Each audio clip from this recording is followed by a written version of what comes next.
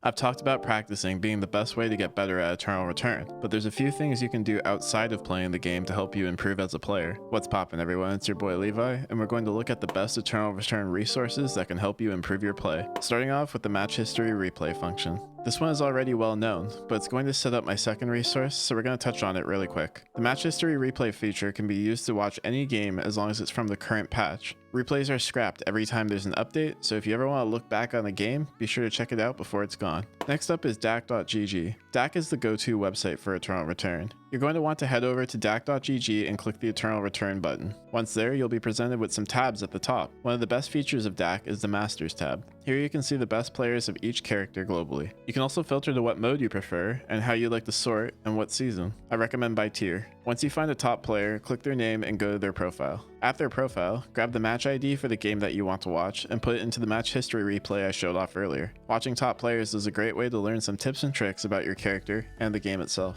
Heading back over to the client, over the years there have been some changes to the save plan system. Card above for a guide on how to navigate it. At the time of this video, you can get route suggestions for builds in the client, but Aya.gg is where players had to go first. If you head over to the route simulator tab on Aya, it's in essence just the same thing. This is still useful if you wanted to use the route simulator while spectating a game, since you won't have access to the client. And speaking of builds, if you're ever wondering what build to go for a character or what transition to build, the Eternal Return Character Hub Discord is the best place to find that. The Character Hub Discord contains a channel for each character in Eternal Return. Each channel contains general info about the character, additional character info which includes things like transitions, official and unofficial builds, and a discussion chat. Each character has a representative being one of the top players for that character, which is where most of the info will come from. Some characters also have a helper, which is just another top player assisting with information. I'll leave a Discord invite link in the description and the pinned comment down below. There's also another Discord that you'll want to join. While this one won't necessarily make you a better player outright, it's a fun place to hang out. The Eternal Return in-house Discord is a community server where Eternal Return players can hang out. This isn't run by Nimble Neuron, nor is it an official server. One of the features of the server though is the bot commands channel. You can summon the bot to see if rank queues have started popping yet, as well as get the schedule for rank queues. There will be a link to the server down below as well.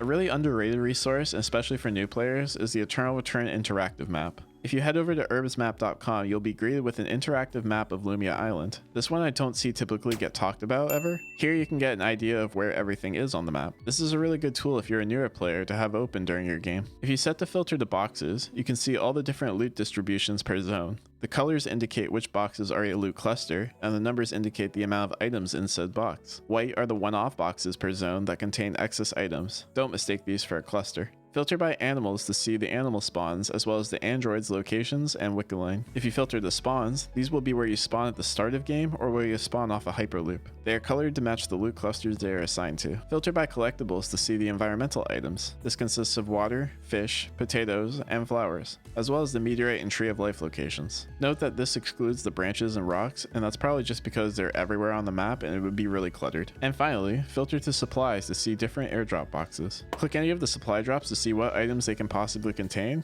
and the percentage that they'll spawn at. And the last resource I have for you is the Eternal Return subreddit. r/Eternal Return operates similarly to the Eternal Return in-house Discord. I'm not going to explain Reddit to you because I'm sure you're aware, but let me just say that I browse it from time to time and I pull questions from here. If you've ever posted a question on here, I've probably answered it in a video. Hopefully you learned about some new resources in this video. If you already knew about all these resources though and are looking for gameplay, click or tap the screen now to be taken to a full playlist of beginner's guides in Eternal Return.